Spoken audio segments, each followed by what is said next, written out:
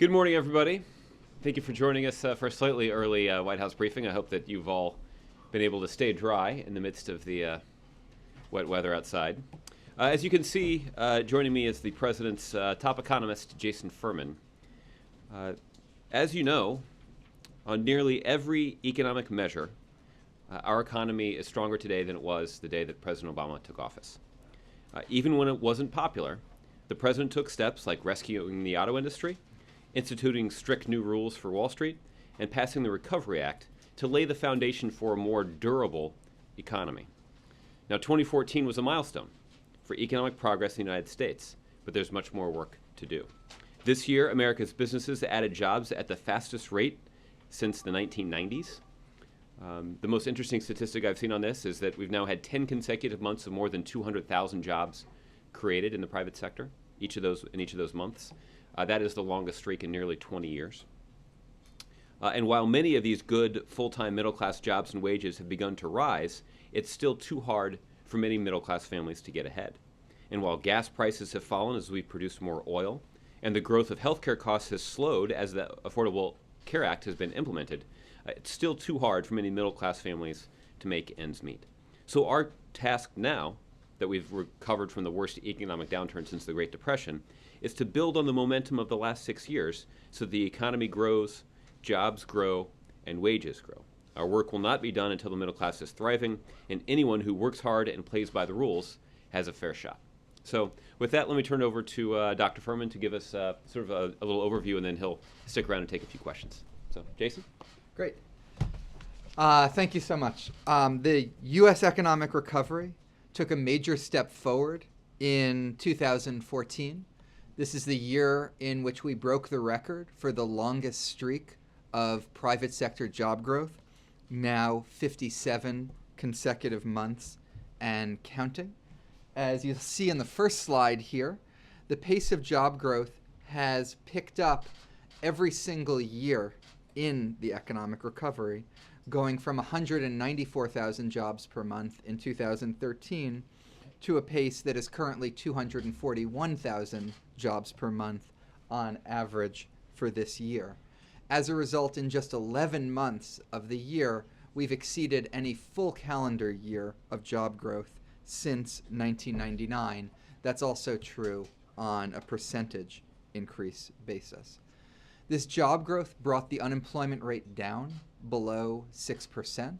The decline in the unemployment rate was nearly the largest in 30 years. And if you step back, it's really remarkable. As recently as 2013, if you asked economists how long would it take to get the unemployment rate below 6%, they would have told you not until 2017. It happened 3 years ahead of what was broadly expected.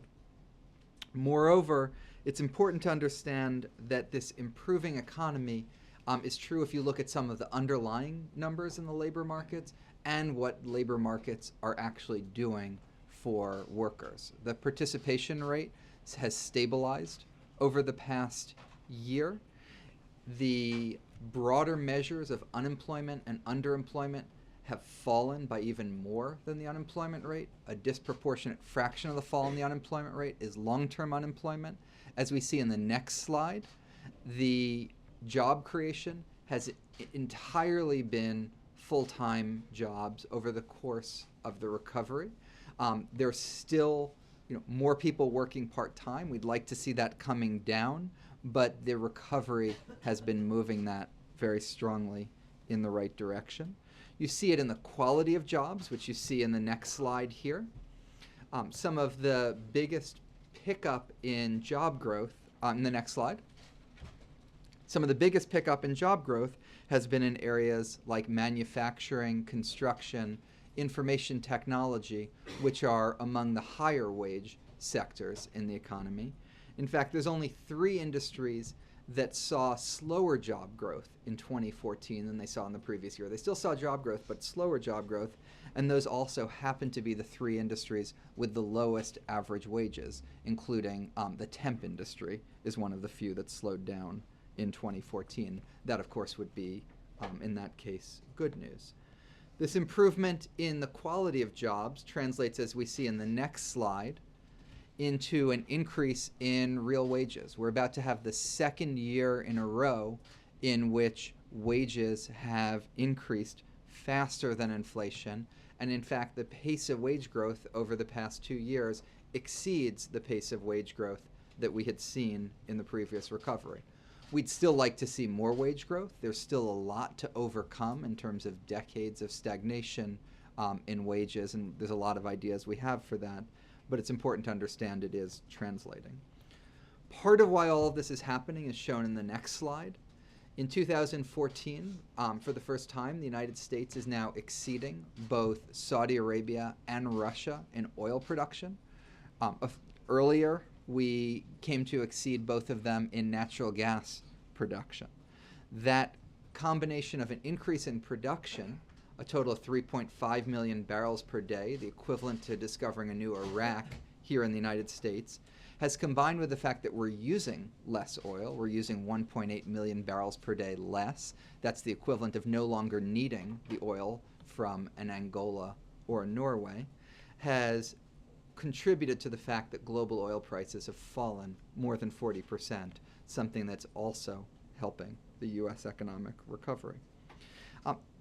That trend has been very widely noted in energy. Less noted is shown in the next slide, which is what's going on in healthcare, which is thanks to the Affordable Care Act, which, based on new data that came out just last night, has covered 10 million people with insurance who didn't previously have it. At the same time, the Affordable Care Act has contributed to a trend of slowing health cost growth. 10, 15 years ago, you saw double-digit premium growth. You saw businesses warning about the threat that health costs had to America's competitiveness, to our economy. Now you're seeing the slowest health cost growth in 50 years, premium growth dramatically slowing from what it was before. Finally, I just wanted to put all of this in a little bit of international context. The next slide shows you GDP growth around the world, around advanced economies. And you see the United States recovery is far exceeding and outpacing that of our advanced economy peers. And the slide after that gives you another context, something you've heard the president say, that more than half of the jobs added by advanced economies have been in the United States, despite the fact that we have less than 1/3 of the population. The last slide, I just wanted to briefly say, this isn't an accident. Countries around the world were hit by a similar set of shocks. In some ways, the United States financial system was worse hit and worse affected in 2008 than many other economies. But we had a very robust fiscal response, not just the Recovery Act, but the subsequent fiscal measures like the payroll tax cut. We had a very robust response to the financial crisis, including what we did, autos and housing. The Affordable Care Act is contributing to that trend of slower health growth I talked about. The all-of-the-above energy strategy contributing both to greater production but also less use, both of which are helping us. Catalyzing technological innovation with patent reform, spectrum, significant investments.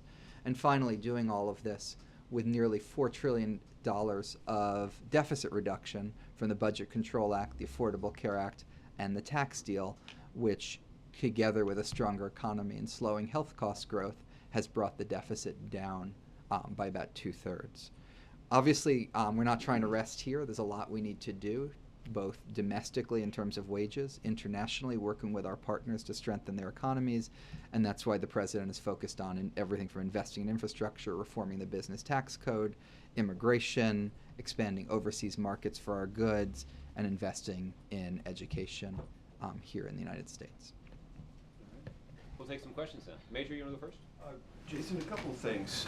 Center for American Progress noted in a recent study that the average family of four earns $10,000 less than it did, or the cost of living has gone up $10,000 from 2000 to 2012. The New York Times noted that the average family earns less now than it did 15 years ago.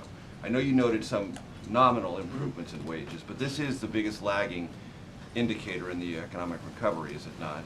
That wages simply have not grown at anywhere near the rate needed to compensate for what was lost during the Great Recession.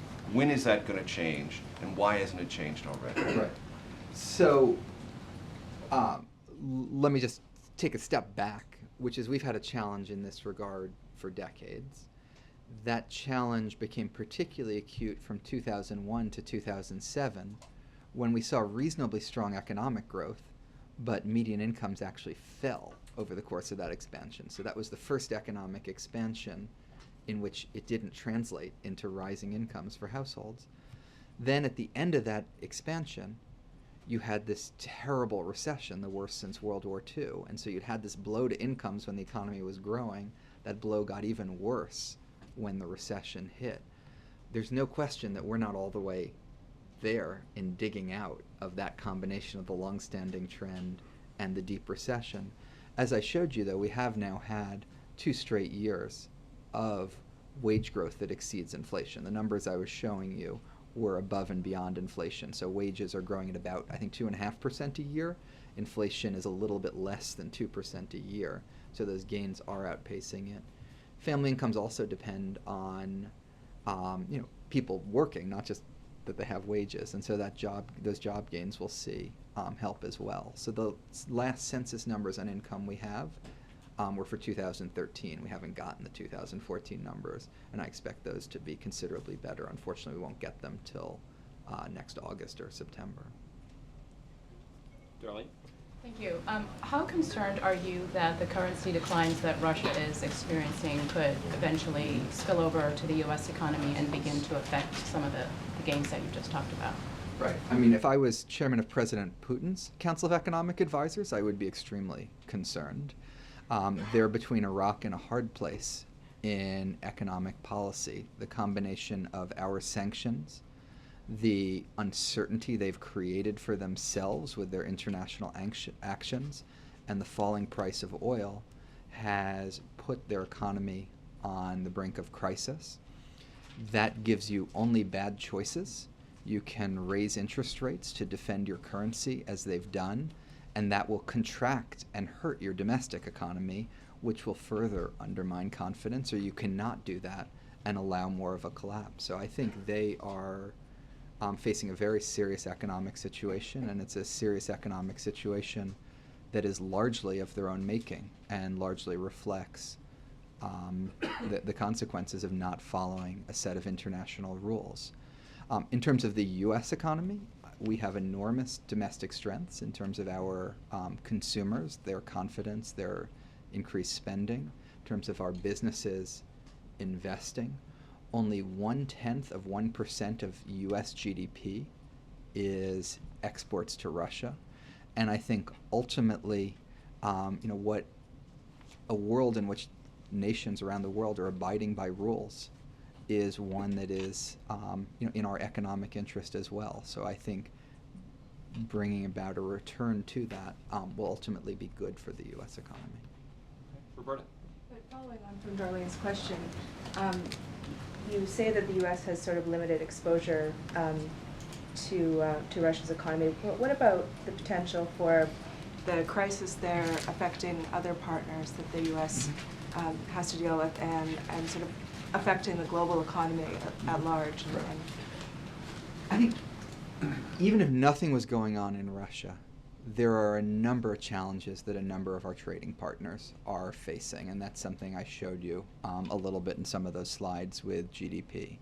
So the Japanese economy has contracted in 3 out of the last 4 quarters.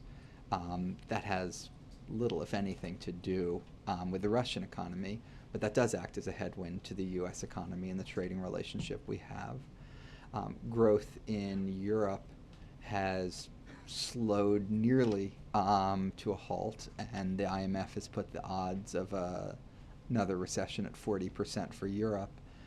Again, in their analysis and a lot of other analysis, that's not primarily because of Russia. That's because of weak domestic demand in the Eurozone and the need for both some combination of fiscal and monetary policy to address that weak demand. A number of emerging markets have also slowed, places like China, that are much bigger trading partners for the United States and much more important in the global economy than Russia is. So I certainly think the U.S. economy does face a challenge and a headwind from slowdowns around the world. I just wouldn't locate that primarily in Russia. And the answer to that is to continue to strengthen ourselves domestically while engaging, as you saw the president did at the G20, to help our partners strengthen their economies. John? So you've outlined some impressive statistics and record-breaking private sector job growth. Why is it that most people don't seem to be feeling it? You see pessimism reflected in the polling. People are pessimistic not only about their own economic prospects, but the prospects for their children, consumer sentiment. Why is that not breaking through, and what do you think it will take to make that breakthrough? Well, I was hoping someone would say consumer sentiment, because the people in charge of polling about consumer sentiment, the University of Michigan, they do a regular poll on that, and I just wanted to read from their press release from just last week. They said, quote, "Record numbers of consumers spontaneously reported hearing about recent gains in employment and falling gas prices in early December. More importantly, expected wage gains rose to their highest level since 2008, and consumers voiced the most favorable buying attitudes in several decades." This is their poll on consumer sentiment, not mine. Continuing to quote, "Indeed, consumers held the most favorable long-term expectations for the economy in the past decade." You see that in a number of different measures of sentiment are now higher than they've been at any point since the recovery began. There's still substantial challenges, and it goes back to what Major said. You saw a decade in which incomes didn't rise. You saw another huge blow to incomes in the recession. You see us digging out of that, but not all the way dug out of it, so that people are still feeling challenges, that people are still feeling not all the way there, and our motivation to continue to help. But I don't think it's accurate to say that you're not seeing this translate into sentiment. Every economic measure I've seen has improved. So it's morning in America. I'm not saying it's more in America. I think we're digging our way out of a really deep hole, and we're still not all the way out of that hole. I mean, the unemployment rate at 5.8% is not all the way to where the unemployment rate should be. Wages are certainly not all the way to where they want to be, but absolutely moving in the right direction. Jim? Josh, what about these falling oil prices, though, that you mentioned? That people do appreciate seeing low prices at the pump, but Wall Street has been feeling some jitters. The Dow has plunged nearly 1,000 points in the last week or so. That might translate into people being concerned about their 401k plans and maybe not spend as much during the holidays. What do you make of that? Are you spooked at all by these gas prices that have dropped so dramatically? Most of the independent estimates of gas prices track our own analysis, which is that the reduction in gas prices is a net positive for the U.S. economy. The International Monetary Fund, for example, said they expect to see advanced economy growth rates, on average, rise by about 0.8 of a percentage point as a result of the lower price of oil. So you're talking about a very substantial tax cut that goes directly into your pockets, and it goes there, this week, next week, the week after, from that. There's no doubt that there's winners and losers in the global economy from these changes in gas prices, and that is creating, that's contributing to some, turmoil in the global economy. There's no doubt that the biggest risk to the U.S. economy is the impact the rest of the world could have on our economy, because we have such strong domestic strengths. On balance, this is definitely a positive, but we're certainly monitoring both sides of the ledger. Mara? Yeah, I know Major tried to ask you this, and I'm not sure if you actually answered it. But if the problem is that we've had growth, but it isn't widely shared, and the average family's income, I don't think has gone up since like 1989, when do you expect that to change? I don't know if you actually. Yeah. No, I mean, you saw median income go up in 2013. We don't have the numbers yet for 2014, but I expect them to go up there. We have a quarterly wage series called Usual Weekly Earnings, which gives you wages at different points along the income spectrum. Interestingly, in the last 2 years, wages for workers at the 10th or 25th, and I think even 50th percentile have risen more quickly than wages for those at the 90th percentile. So that's not The same as average family income? No. Oh. No. We just get wages every quarter, and we get income every year, and the income we unfortunately need to wait until, 8 or 9 months after the year ends to find those numbers. So income is the more comprehensive measure, but it's the less timely one, which is why I was switching back and forth. But I think, as I said, the job quality, we have a lot of challenges in our economy, longstanding, in terms of job quality, in terms of polarization and losing jobs in the middle and getting jobs at either end. But the strengthening economy that we saw in 2014 meant that all that got better in 2014, meant that real wages went up, not close enough to make up for the challenge, for the problems that we saw before that. We still have a long way to go in terms of wages and income, but you are seeing the strengthening economy translate. It's just not, we haven't solved all our economic problems yet. A time, you don't have a prediction to make about when? I don't have a prediction to make about Okay. When, but we would, we're seeing what you expect to see, which is in the early stages of recovery, the unemployment rate falls, and then that starts to translate into wages. And we've now seen 2 years in a row where wages are exceeding inflation. Just one other question. One of the kind of political problems for the administration has been that even though there is all this good economic numbers, people don't feel it, partially because average American incomes haven't gone up, but also because big ticket items, despite low inflation elsewhere, have been going up really fast, like the cost of college and healthcare. Mhm. So what is the better measure of how the average person experiences the economy? I think a lot of people have wrestled with exactly that question. The CPI is the accurate measure in that it reflects the proportion of spending you have on college, the proportion on healthcare, the proportion on food, which tends to go down, the proportion on gas. There's certainly some things which tend to be more salient. Certainly when gas prices are increasing, even if overall inflation is low, you often, consumers, they see that big sign every week and they feel it. That's obviously going the other direction, right now. You cited healthcare. Healthcare, the slowest growth we've had on record in this country, and the data goes back to 1960, was in 2013. Yeah, after tremendous. Right, after tremendous increases, obviously. And it's and health costs are still high. Passage of the Affordable Care Act. Right, health costs are still high. There's no dispute over that. But the growth rate is, again, slowing to a degree that, almost no one expected. Jason, can I follow on healthcare? You obviously have a better story to tell as well about healthcare.gov. I know that's not completely your Right. area, but since we're talking about healthcare, the insurance It's industry. working well, it's my area. So then you like it. Then you like it. It's better than like it. Quick question: the insurance industry is saying maybe it's a glitch, maybe it's a bigger problem where when people are trying to renew, people who signed up for the first time last year, this is the first time they can renew, and there's some difficulty between the government and the insurance industry in terms of communicating from a technological standpoint, and there's some concern. Some people who have paid their premiums won't be covered. How confident are you that you're going to be able to fix that? I would want people who are working on the website to answer those types of technical questions.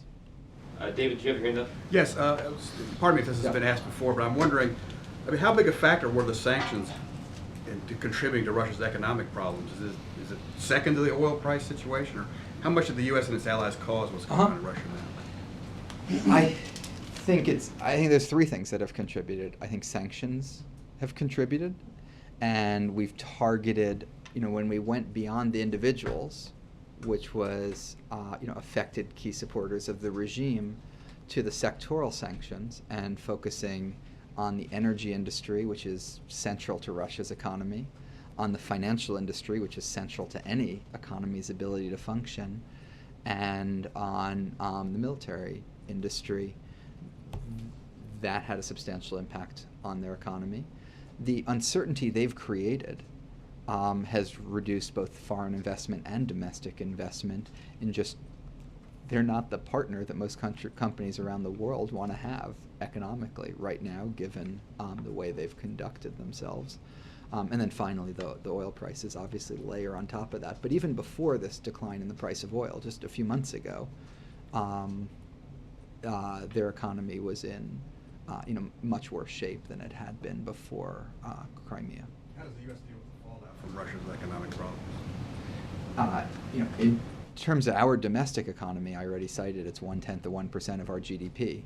I think the global economy is a headwind for the U.S. economy, but I think that, as I said before, is more places like Japan and Europe and China that are slowing for reasons largely unrelated to the Russian situation.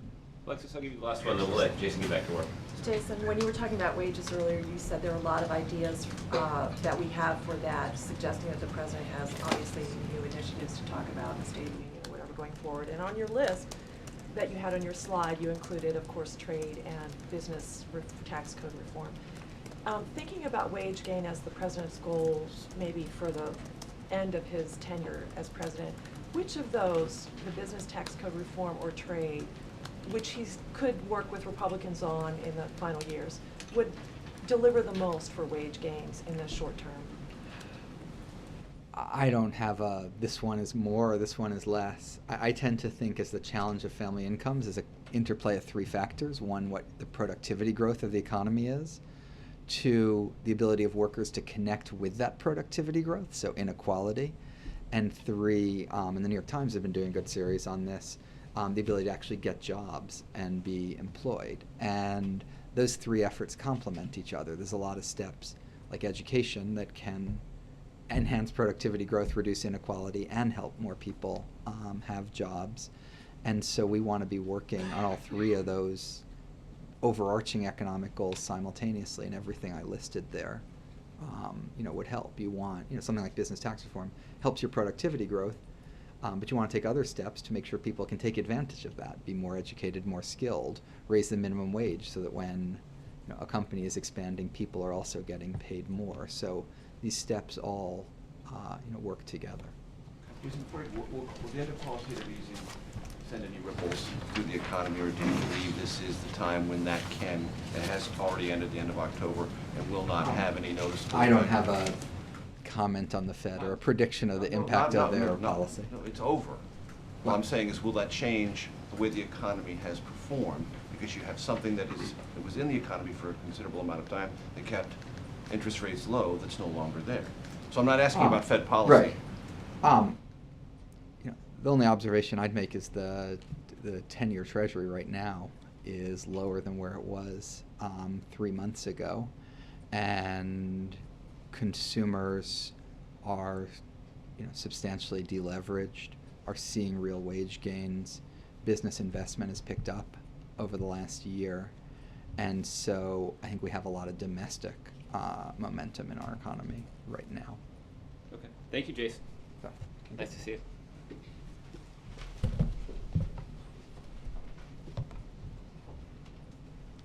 We'll be having a short economics quiz after today. So, Darlene, we can go back to regularly scheduled business if you're ready. Thanks. Can you tell us if the president will sign the spending bill, the government spending bill, today? As of latest report, earlier this morning, the White House had not yet received the enrolled version of the bill. But once the White House has received that enrolled version, the president will sign it. It's my understanding that in order to prevent a government shutdown, that would need to be signed before the end of the day tomorrow. And I would anticipate we'd be able to meet that deadline. So I don't know if it will be today or tomorrow, but we'll get it done in order to avoid a government shutdown, and we'll let you all know when it's done. Okay. And then to go back to the Russian currency decline, can you say if what's going on in Russia would make the president more or less likely to sign the sanctions bill that cleared Congress? Well, Darlene, as you know, the United States and the Obama administration have been working very closely with our allies to implement a sanctions regime against Russia that has had as Jason was describing, a devastating impact on their economy. It has also isolated them from the global community on a variety of fronts, including in the area of the economy.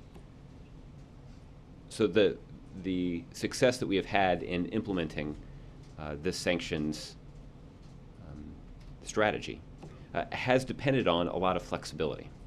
And the reason for that is we have, as Jason mentioned, there's not significant U.S. exposure to the Russian economy, that they only consist of 0.1% of our GDP in terms of U.S. exports to Russia. But some of our partners in Europe have a much bigger impact on the Russian economy. And by being able to work in close concert with those European allies, we've been able to maximize the impact of our sanction strategy against Russia.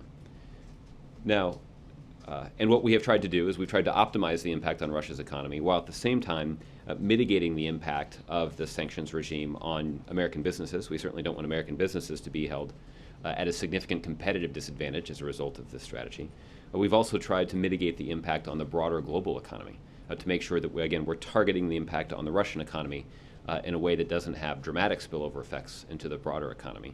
You obviously can't eliminate that entirely, but you can ensure that the focal point of the impact is on Russia, and we have succeeded in doing that. That all being said, the president does intend to sign the piece of legislation that was passed by Congress, but we do have some concerns about that legislation because it, while it preserves flexibility, it does send a confusing message to our allies because it includes some sanctions language that does not reflect the consultations that are ongoing. Typically, the kinds of consultations that we've had that have allowed for the successful implementation of the strategy have allowed us to have private conversations with our European allies about our strategies and next steps forward. This obviously is a rather public airing of other elements of our strategy that we would prefer not to have. That said, because it does preserve the president's flexibility to carry out the strategy, he does intend to sign the bill. Do you have any sense of how soon he would sign it? I don't. Before the end of the week? I would anticipate that it would get done before the end of the week. Again, that will be contingent on, however, the receipt of the fully enrolled version of the bill. And then one last question. Russia's economy has been having a difficult time for some time, and President Putin hasn't changed his behavior towards Ukraine. The current currency situation, do you think that will finally get him to change his behavior toward Ukraine? Does the White House think that?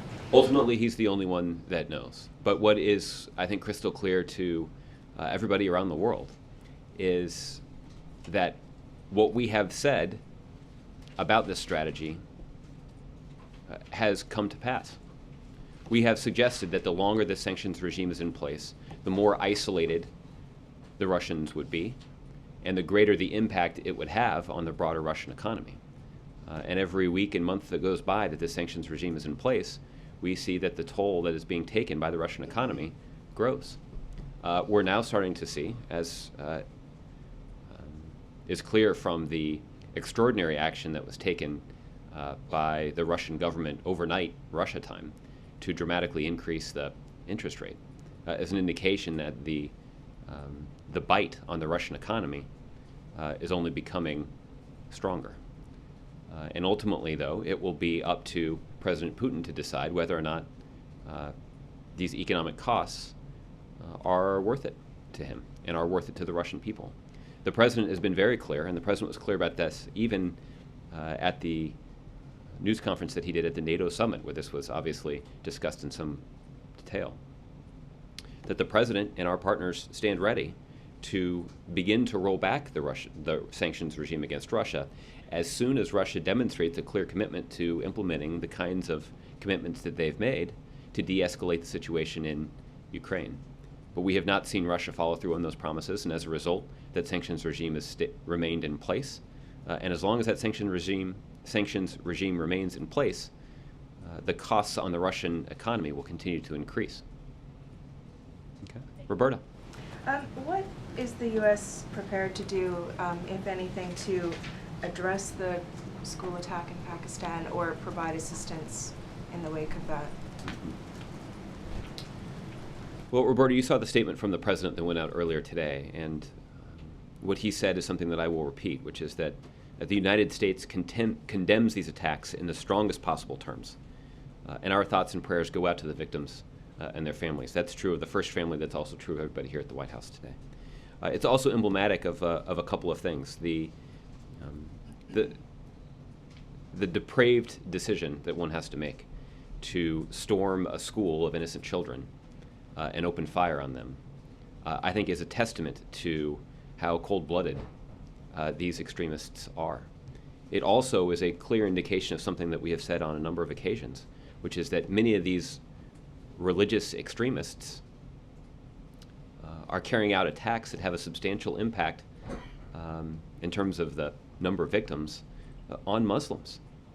And I know that many of these extremists like to characterize their struggle as a struggle of Muslims against the Western world. But that clearly is not true if the largest number of victims that we're seeing are actually Muslims. And that makes this situation all the more heartbreaking and all the more tragic.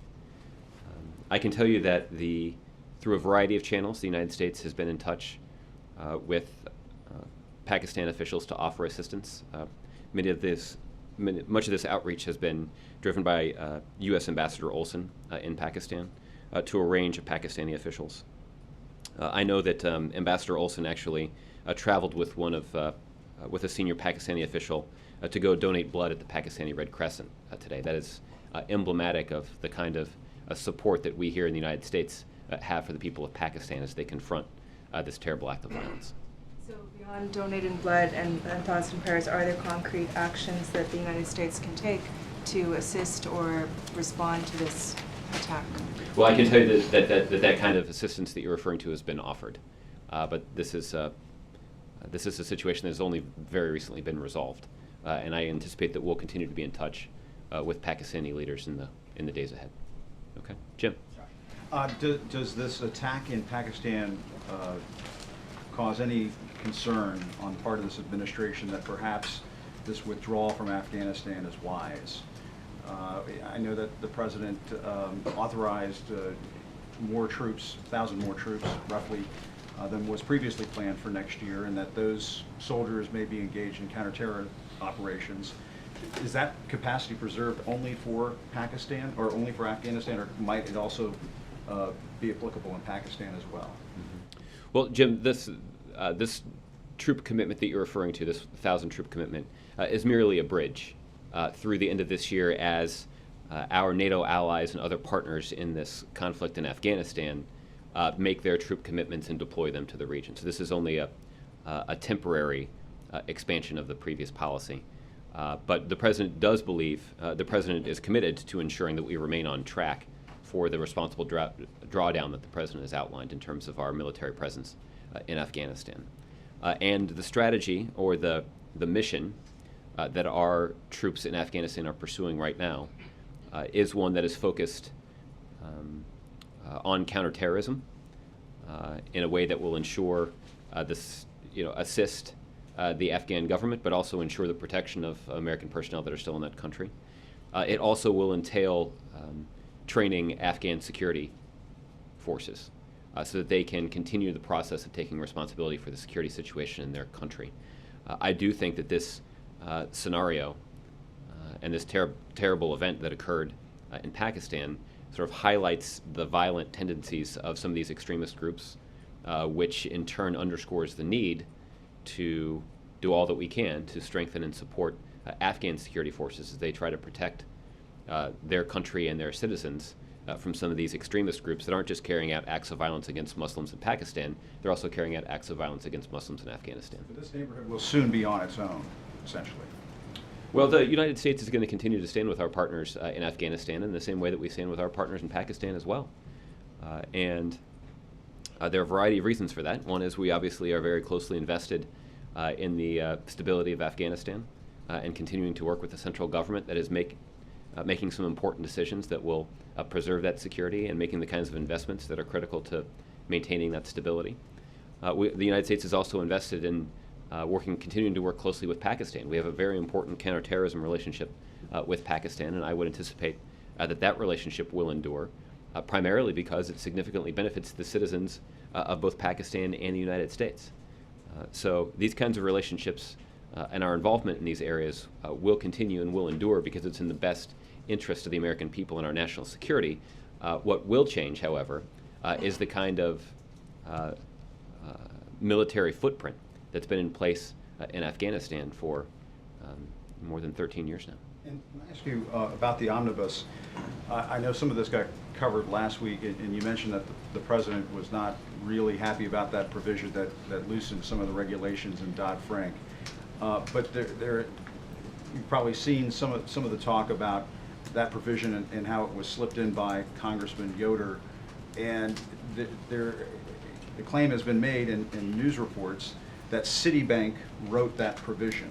And I'm just curious, do you know for a fact whether or not Citibank, word for word or nearly word for word, wrote that provision that's in this bill? And I know you said that the president's not happy about this provision, but I mean, does that response really match some of the discussion that is out there with respect to this provision? Because people are sort of, this is sort of an outrage to a lot of people that, allegedly Citibank just wrote a provision weakening Dodd-Frank regulations in this bill. Well, Jim, this was a bill that was written by Congress, and whether one element of that bill was plagiarized by a member of Congress from a Citibank lobbyist is something that you'd have to ask a member of Congress. The White House was certainly in the loop as the discussions about these provisions took place, but the White House, regardless of who wrote the provision, strongly opposes it and doesn't think it's a good idea because it does water down one element of Wall Street reform, and the president believes that we should actually be implementing Wall Street reform in a robust way that will ensure that American taxpayers and American businesses and American middle-class families have the kinds of protections that they need to ensure that taxpayers are no longer and never again on the hook for the risky bets that are made by Wall Street firms. You're not sure whether Citibank or people at Citibank wrote that provision? I don't know. Again, Congress was responsible for drafting this legislation, so you should ask somebody on Congress, in Congress who wrote it. And speaking of the omnibus and what happened over the weekend, Senator Reid's office appears to be thanking Ted Cruz for, I guess, delaying the debate or prolonging the debate on that to the extent that it allowed the senator to bring some of the president's nominees forward for a vote. And in the spirit of the holidays, are you sending the senator a fruitcake or? I saw Dan Pfeiffer's tweet last night. I mean, are you essentially saying that Ted Cruz is responsible for the Surgeon General getting through and Tony Blinken and? Well, I'm no expert in Senate floor procedure. I can tell you that this White House has worked very closely with Senator Reid and other Senate Democrats to ensure the prompt and fair consideration of the president's highly qualified nominees for a variety of important positions across the United States government. And we are gratified that some of these nominees are finally moving forward. Dr. Murthy is a tremendous example of this. This is an individual who was eminently qualified for this position, and I think will stand to offer quite a bit to the American people in service of his country in this role, and we're gratified. As it relates to Senator Cruz's role, it's not clear to me, again, because I'm no expert in Senate procedure, how responsible he is exactly for this. I do understand, based on the news reports that I've read, that some of the shenanigans that he carried out on the Senate floor did create an opening and additional time for these highly qualified nominees to be confirmed. And if that's the case, then it may be an indication that Senator Cruz doesn't know much more about Senate floor procedure than I do, but we certainly are pleased with the outcome. Okay, Jared. I wanted to ask about yesterday's deadline day for the Affordable Care Act. Do we know up to this point what signups look like, what demographics look like, how old, how young, need subsidies, don't need subsidies, any stats at all that you can share? I don't have any statistics at this point. I know that what I can tell you is just as a general matter that volume on the website was rather high. It was high at the call center as well. This is typical of what we saw around deadlines last year during the open enrollment period.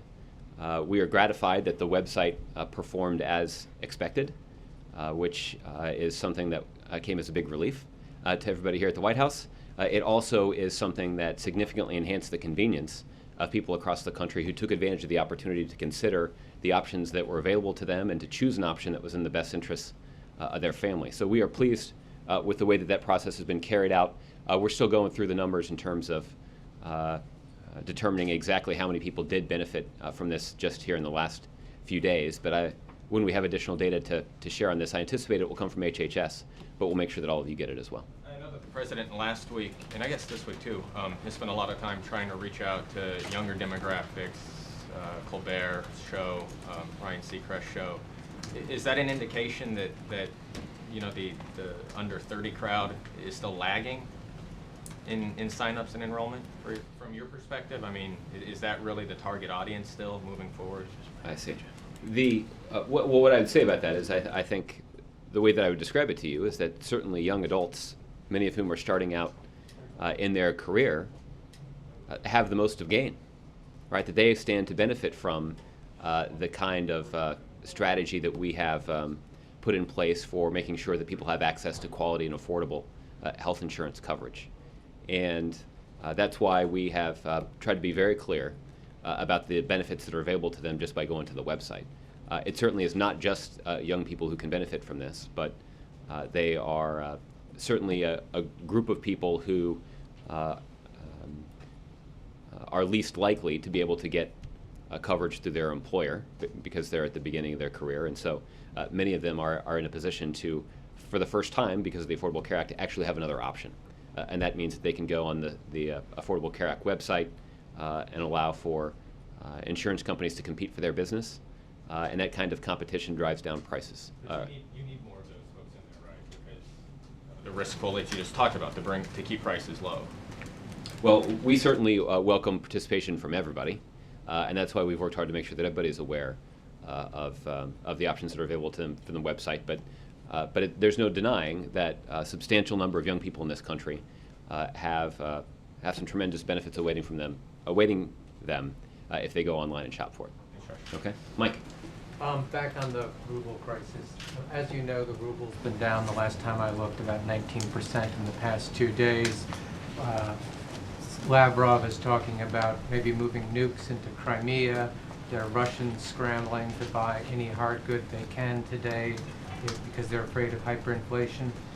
Is the U.S. concerned that our efforts to punish Russia over Ukraine have gone too far with the plunge in the ruble, and that there may be some geopolitical risks here that we might not want, that there could be some fallout that could be disruptive? Well, Mike, I think what I would say is that the most substantial geopolitical risk associated with this situation is the Russian regime continuing to trample on the basic international rules that large countries all around the globe should accept.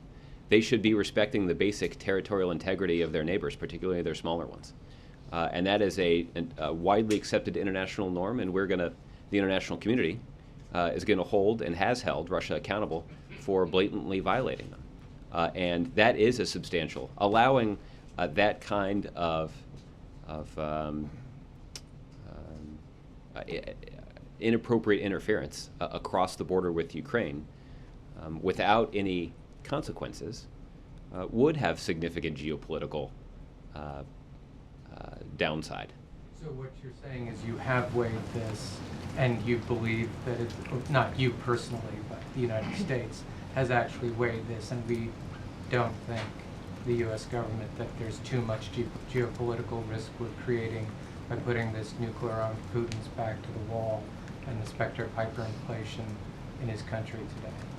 Well, Mike, I'll be as direct as I can about this, which is that the reason that we have acted in the first place, and the reason that you've seen the United States work so closely with our allies in Europe and around the world to isolate Russia, is because we are concerned about Vladimir Putin and the Russian regime blatantly violating generally accepted international norms. They have done this by inappropriately interfering with their neighbors across an internationally accepted border. And that's why you've seen the international community respond in coordinated fashion, because they're concerned about demonstrating to Russia and to other countries in the world that may be considering similar actions that the international community will not stand for that kind of blatant violation of international norms and rules. And last follow-up, would you say that this plunge in the value of ruble and the scrambling around the country, people trying to buy hard goods, is a sign of success of U.S. policy? I think it is a sign of the failure of Vladimir Putin's strategy to try to buck up his country. That right now he and his country are isolated from the broader international community. They are taking desperate actions to try to shore up the strength of their currency. They're enduring significant downgrades as it relates to their creditworthiness and as it relates to longer-term economic projections about their growth. The fact of the matter is, Vladimir Putin actually is the person in the world with the most consequential role to play in trying to reverse this trend. If merely he will live up to the kinds of commitments that he's already made, in the context of the Minsk negotiations, you could see the international community start to relax these sanctions in a way that would relieve the pressure on the people of Russia and on the Russian economy. And that would be good for the world. It would send a very clear signal that respecting these basic international norms is important, and it would also allow President Putin to demonstrate to his people that he's actually concerned about their well-being and the well-being of their economy.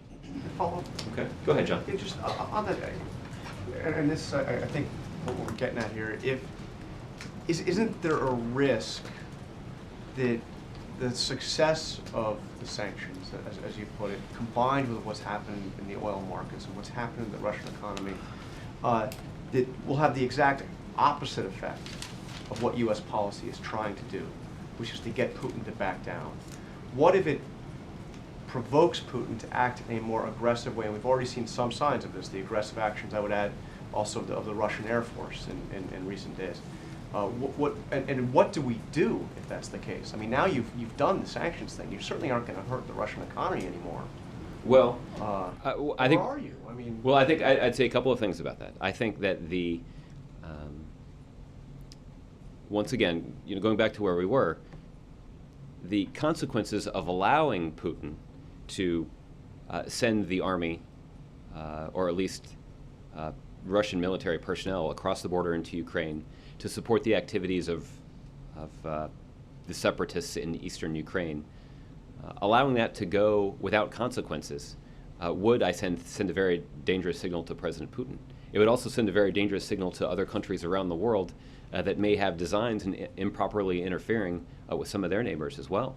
So seeing the international community act in coordinated fashion to counter those steps, I think does send an important signal and does ensure that U.S. interests and our broader interest in a peaceful world are advanced. Now, there's no doubt, the second thing I'll say is this. As the sanctions regime remains in place, the impact it has on the economy in Russia continues to grow. There haven't been substantial increases in our sanctions regime in the last couple of months, but we've seen that as the weeks and months roll by, the impact on the Russian economy continues to bite even harder. And that is a testament to the way in which Russia is isolated, and it's a testament to the kind of risk that President Putin runs when he fails to live up to the kinds of commitments that he's already made. Because the international community has said, once you demonstrate a willingness to start living up to these commitments and respecting basic international norms, we can start to relax our sanctions regime in a way that will relieve the pressure on your economy. So again, it is President Putin's decision to make here about what he wants to do that's in the best interest of his people and the country that he leads. And this is the same fundamental question that President Putin faced this spring. It's the same question that he faced this summer as the sanctions regime was put in place. It's the same question that he faced this fall as the sanctions regime was increased.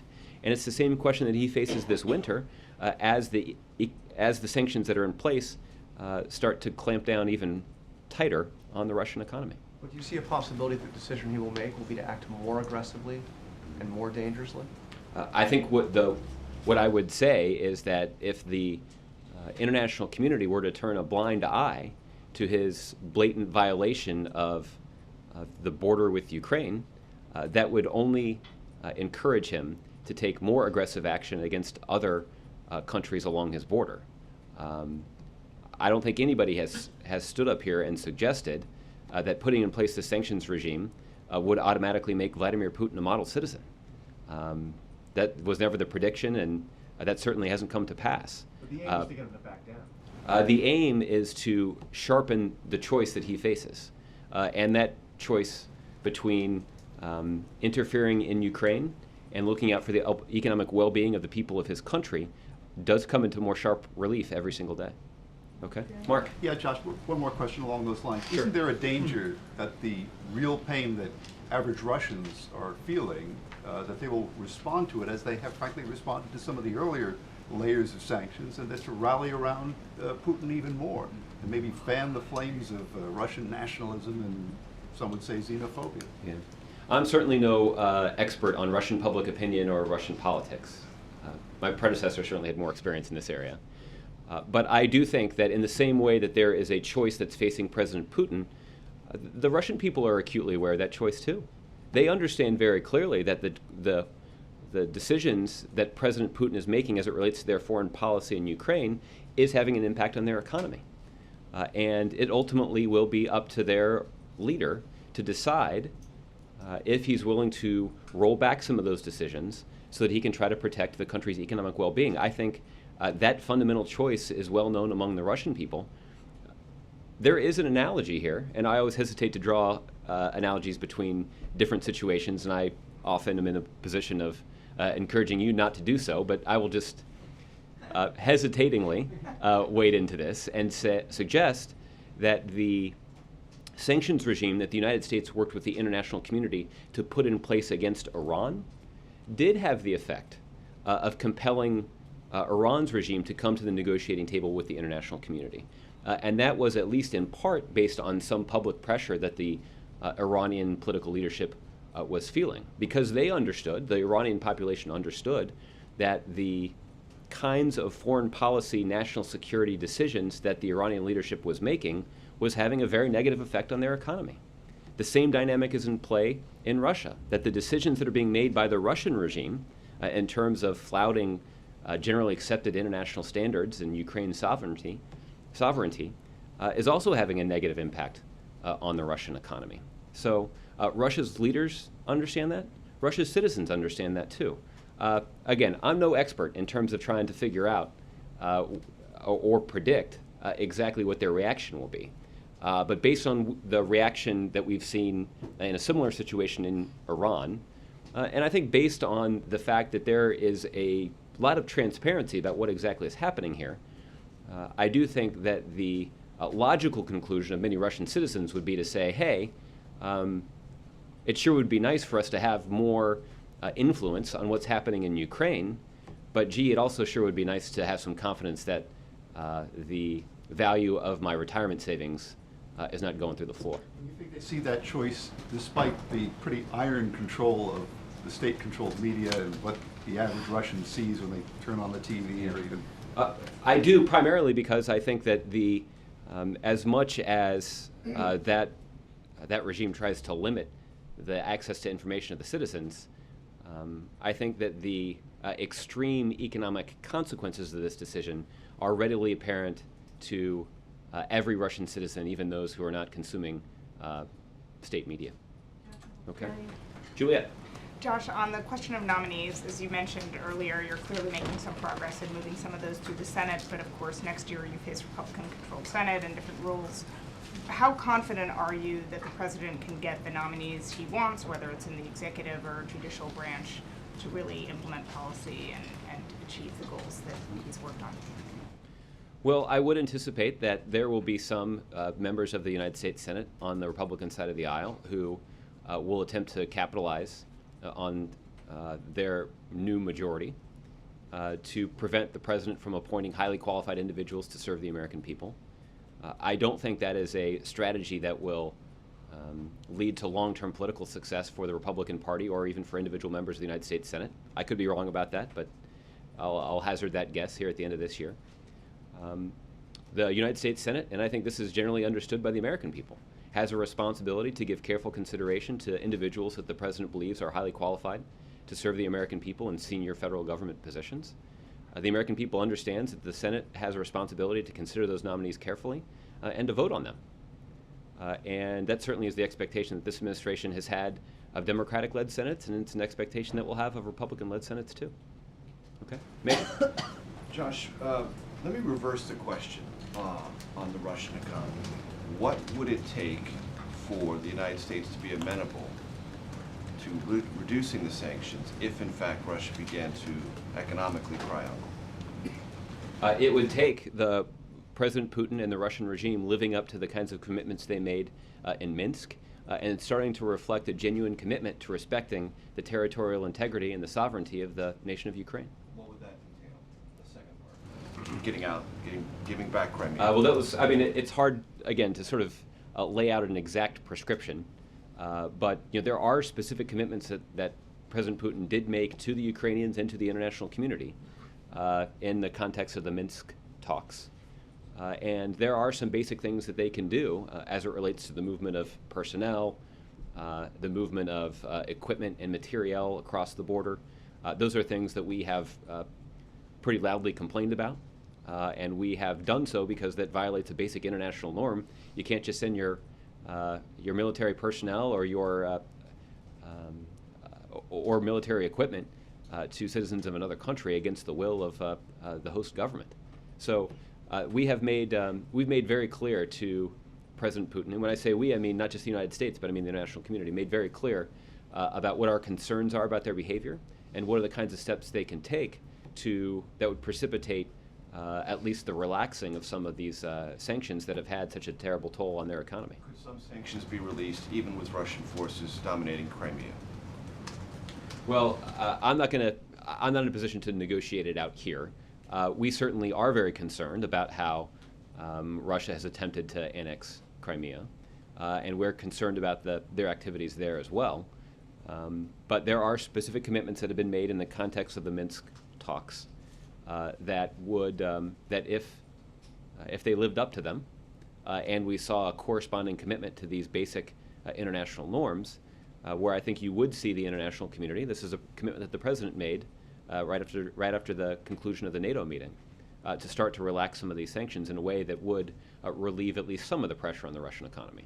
You mentioned a few moments ago that the White House, the administration, was in the loop as discussions took place on this particular provision, taking away some component of Dodd-Frank. When you say in the loop as the discussions took place, I take it to mean administration aware of and did not strongly object.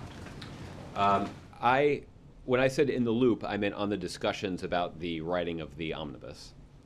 I have declined to get into sort of the details of the many conversations that took place across many different open channels, open lines of communication between the administration and Capitol Hill. Let me discourage you from so declining. Okay.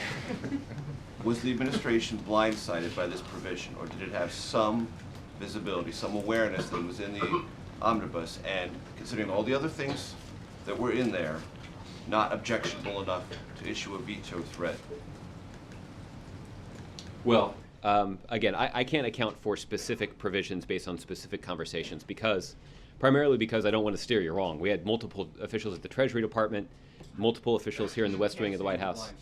Well, what I can say is that certainly no one is surprised by the fact that the president is strongly opposed to this specific provision, because when it was moved through the House of Representatives as a standalone measure, we articulated our strong opposition to it. So, know as well as I do that there are things in the context of those negotiations in which you drew very strong objections to and did not end up in the bill, and things you pushed for and sent signals about that did end up in the bill. I'm trying to find out where this fell in that continuum of negotiations. That's a worthy pursuit. It's not one I'm able to assist with.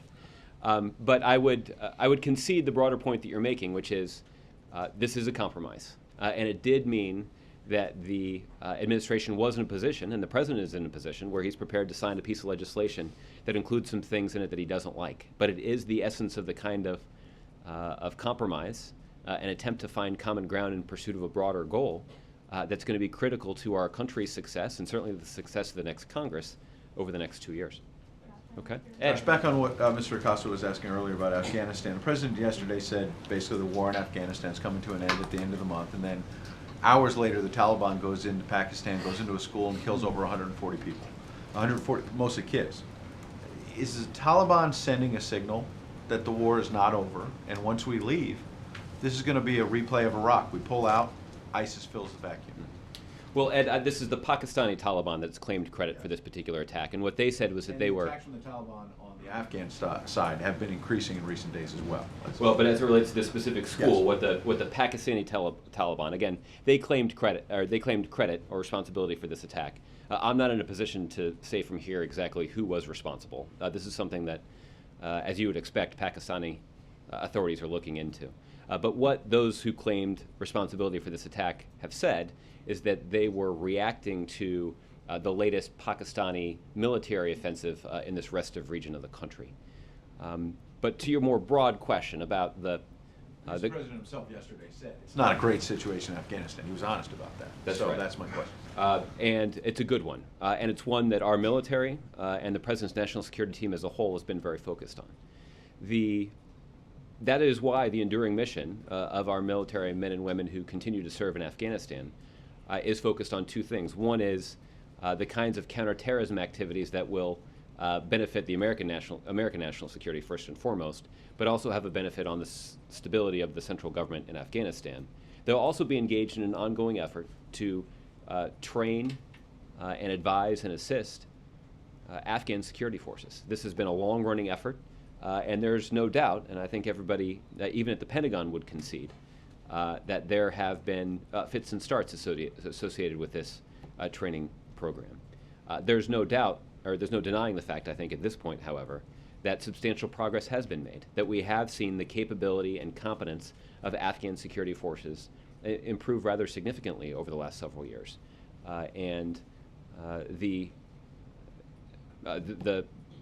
Their continued improvement continues to be in the national security interests of the United States, and we're going to see a sustained commitment to that effort. Didn't we hear the same from the President, though, at the end of 2011? We're leaving behind a stable, self-reliant Iraq. Almost the same words you just said about Afghanistan. And then it collapses, ISIS goes in and fills the vacuum. How worried are you we're going to have a replay? Well, but Ed, I do think this highlights a key difference from the strategy that this president has pursued from the strategy that was pursued by the previous administration.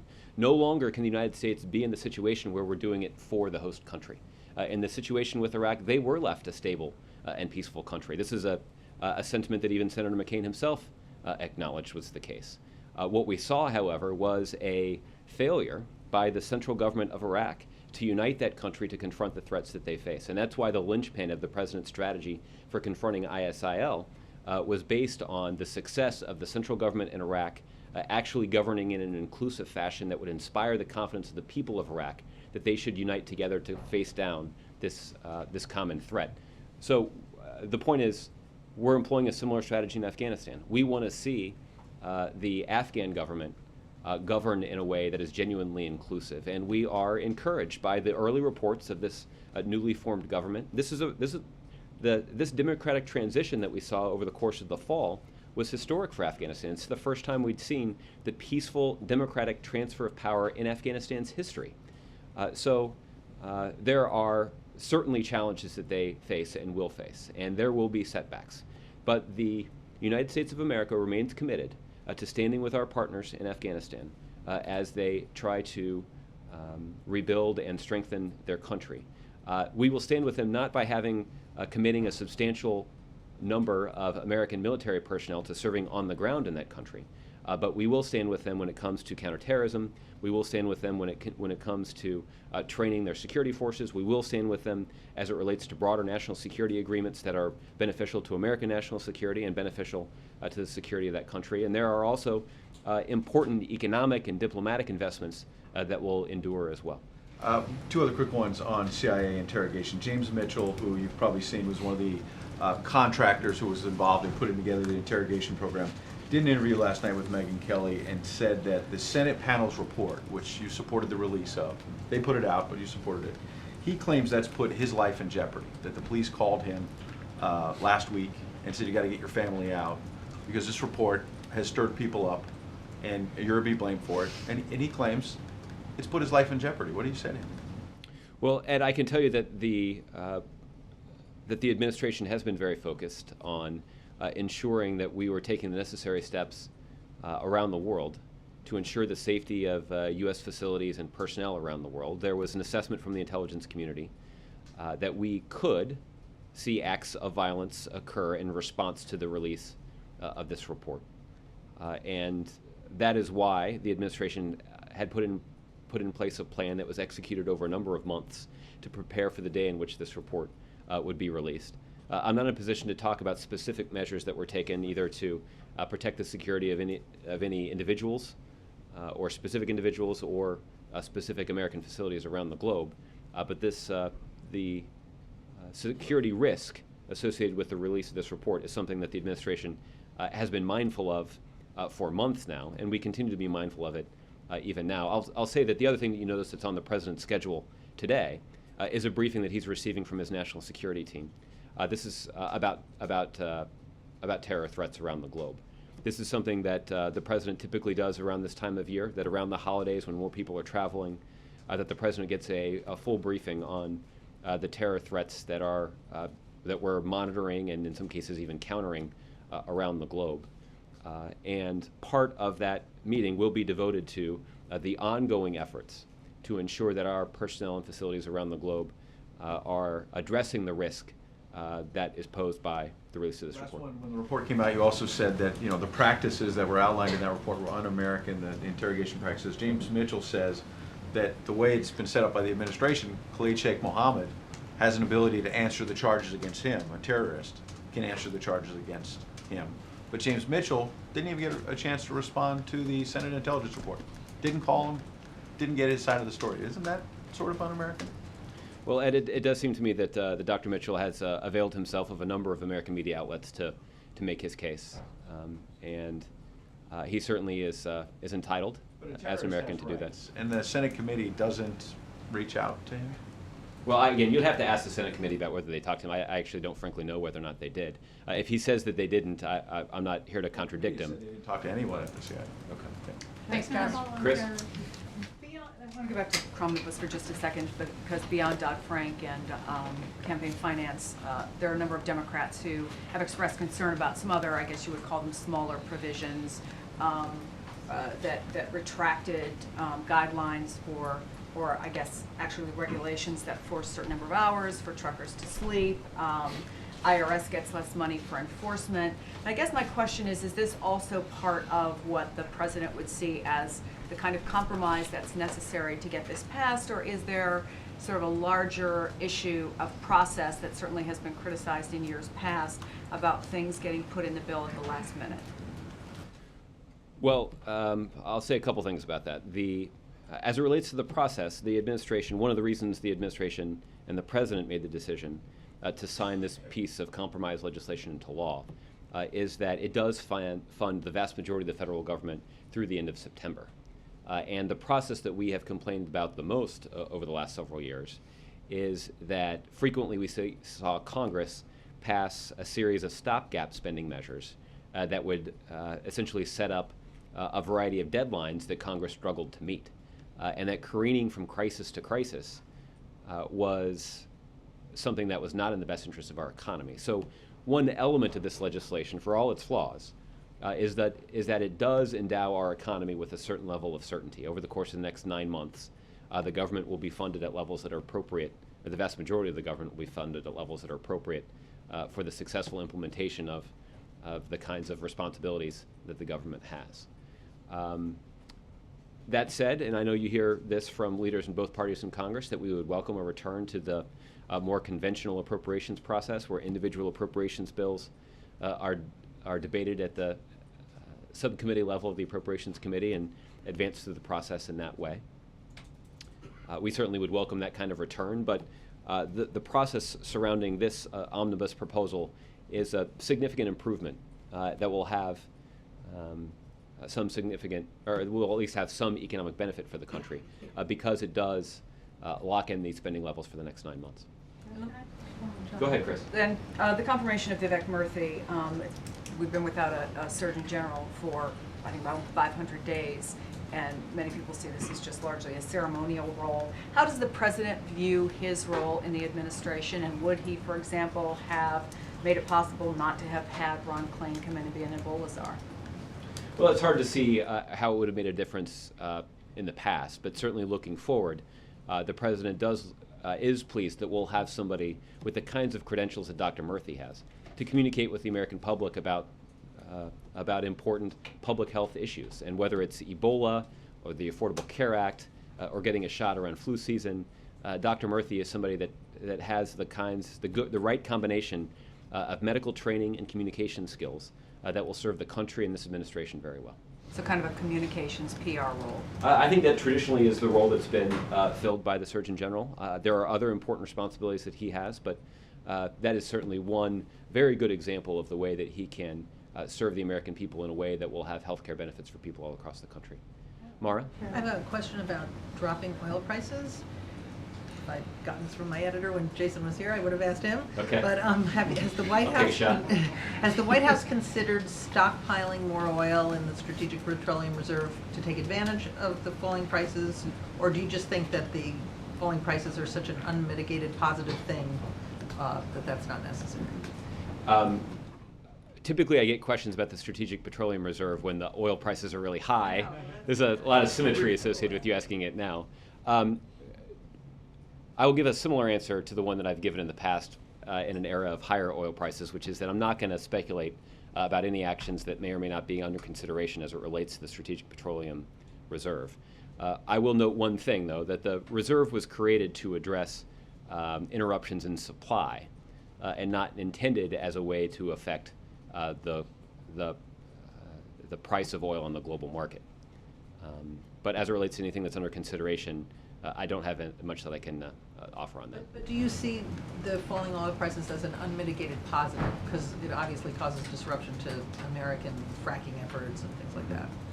What? Well, I guess the thing that I'm no economic expert, Jason is, but I think that even I would conclude, based on hearing Jason speak in public settings like this and in private meetings, that there is nothing that's ever considered an unmitigated positive when it comes to our economy. And I think that with the kinds of decisions, however, that or the kinds of assessments that people like Jason draw, however, are rooted in trying to determine whether the net impact is positive. And I think, as Jason made pretty clear in his presentation, he does believe that on balance, the net impact of these lower oil prices is positive for the U.S. economy and positive for the vast majority of middle-class families in this country. Justin, I'll give you the last one. The Fed's meeting today, Jason obviously got a little shy when we asked him about it, but somebody else in the administration, Labor Secretary Perez, was not as shy when the New York Times asked him about it. Said that he was asked if the Fed should move sooner rather than later on raising interest rates, that he couldn't reject that in stronger terms. So I'm wondering, is that the position of the administration of the White House? The position of the White House is that we will not comment on Fed policy making decisions, even ones that are only being contemplated and not yet announced. So, Get over his skis a little bit. Well, I haven't seen the entirety of his remarks, so it's hard for me to evaluate that from here. He's somebody that speaks in public with some frequency and has a pretty good track record of doing so. So it's hard for me to comment in response directly to his comments, but I'm going to sort of adopt Jason's strategy here and sort of decline to interfere with the independent process that's underway at the Federal Reserve. I just wanted to ask really quickly about the Clay Hunt suicide prevention bill. It was something that I know that you guys had encouraged Congress to pass, but Tom Coburn blocked it last night. I was wondering, both for your reaction, but also since obviously the President and Tom Coburn have a close friendship, and this is an issue that the President's spoken pretty passionately about in the aftermath of things like the Fort Hood shootings, if this was something they had spoken about. I don't believe that it is. I can tell you that the White House was pleased to see that the Republican majority in the House joined with Democrats to pass the Clay Hunt Suicide Prevention for American Veterans Act, and we continue to urge the Senate, Senator Coburn's objection notwithstanding, to do exactly the same thing because of the support that it would offer up to our veterans. This is a critical issue, and the President believes that we owe it to our veterans to do everything we can to give them the support and the resources that they need. Ensuring that veterans have access to timely and effective mental health care is a top administration priority. This bill would move us in a step in the right direction, and it complements the administration's efforts, including the President's executive actions, to improve mental health care for service members, veterans, and their families. All right. Thanks, everybody. Have a good afternoon.